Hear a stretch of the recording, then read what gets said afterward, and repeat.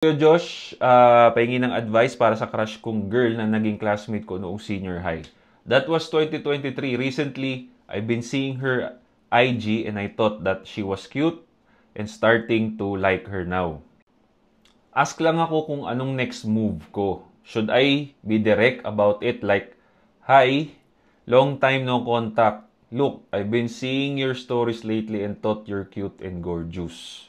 I want us to get to know each other to see if we're compatible together or should I be indirect."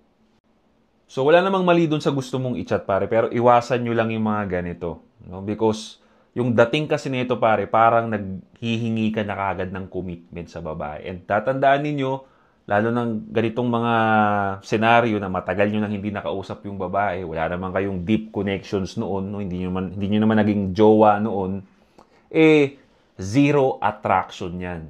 Okay? So you have to build your attraction muna bago kayo ganito. So pag nabasa ng babae to for sure, pressure kaagad yan. Ang daling hindian ng mga ganitong klaseng chat. So first chat lagi pare, relax lang. Okay? Relax pero may humor.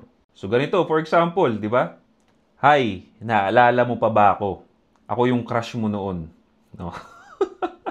Yung mga ganong klaseng opening, pare. So, for sure, baka tignan niya yung profile mo, maalala ka niya, or kung hindi, ipaalala mo ngayon sa kanya. Sabi mo, "Hindi, ako yung classmate mo dati sa ganito, ganyan."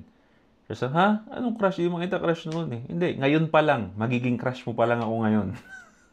Yung mga ganun, pare. Di ba? Walang commitment. Hindi ka seryoso masyado. Nilalaro mo lang yung conversation.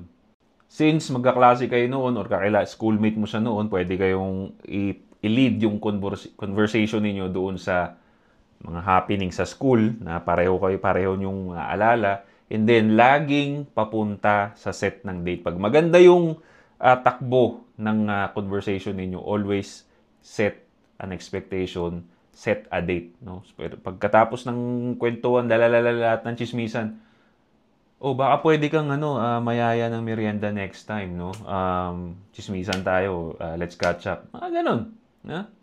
So, ganun pare, no? Simple lang. Okay? Pagka unang approach, iwasan ninyo yung mga grand gestures na parang big commitment kagad.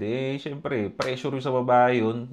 Pag na-pressure babae, hindi ka naman niya kilala, hindi ka niya nare-reply, di ba? Baka isin ka lang niya. So, relax lang. Alright? So, go with the flow lang tayo, pare. Alright? Stay strong.